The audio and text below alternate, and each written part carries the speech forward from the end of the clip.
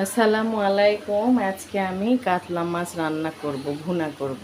তো প্রথমে আমি এখানে মশলাটা কষিয়ে নিয়েছি। মশলাটা আমার কষানো হয়ে গিয়েছে, দেখেন পুরো তেলটা ভেসে এসেছে। আমি এখানে আদা রসুন বাটা, মরিচের গুঁড়ো, জিরার গুঁড়ো, লবণ পরিমাণ মতো সব কিছু দিয়ে, তেল দিয়ে, কাঁচামরিচ দিয়ে মশলাটা কষিয়ে নিয়েছি। দিয়েছি টমেটো।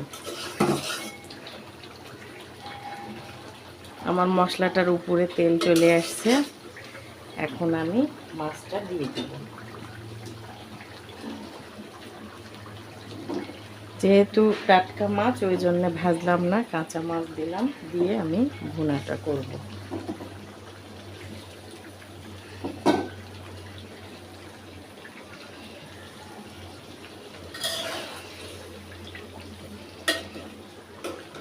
কাঁচা মাছ তাই একটু নেড়ে নিচ্ছি, এরপরে আর নাড়ব না।